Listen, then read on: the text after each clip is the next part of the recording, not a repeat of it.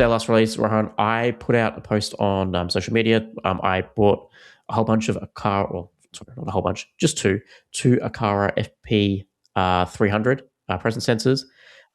I've been having a whole bunch of issues with my FP1 sensors dropping off my Zigbee network.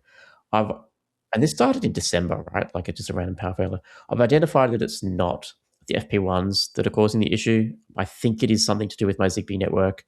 I'm using the Zigbee T2 from Home Assistant, the latest Zigbee dongle. But for whatever reason, just randomly, there must be something on my Zigbee network that is causing interference. But those FP1 sensors will all be marked as unavailable. Literally just before recording, after being offline for about a week, I plugged my Office FP1 back in and it started working. A few others around the house.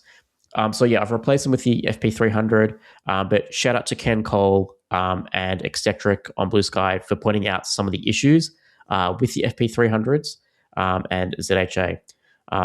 So the FP300s are pretty much recommended across the board. They are and this isn't sponsored. I purchased these products myself after doing a whole bunch of research. So they do Matter over Thread. You can do the Aqara Hub, and you can put them into Zigbee mode as well. So very easy. I didn't need a hub or anything. I just downloaded the Aqara Home app.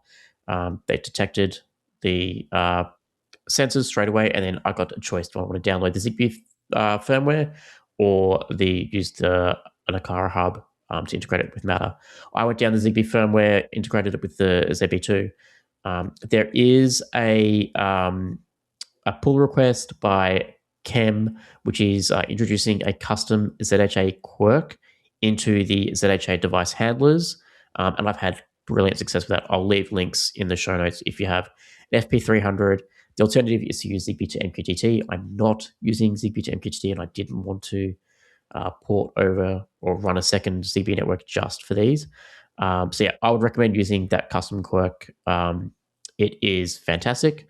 And the FP300s have been solid. I've still got to do a bit of training. They have a bit of they've got some AI noise reduction in them that I need to train. Right.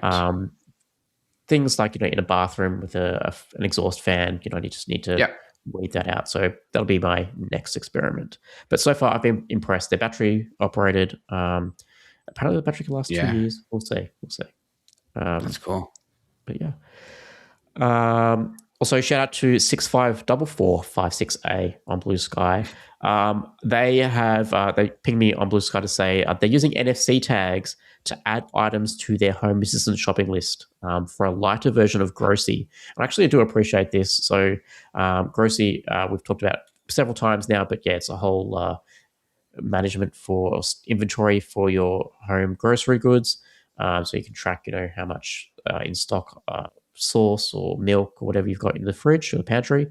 So basically, idea being that you need to buy some new paper towel or some new milk. You scan the applicable NFC card in the kitchen, and it will add to the Home Assistant shopping list, which is actually good. It's like an NFC version of the Amazon Dash buttons for Home Assistant, so that's good.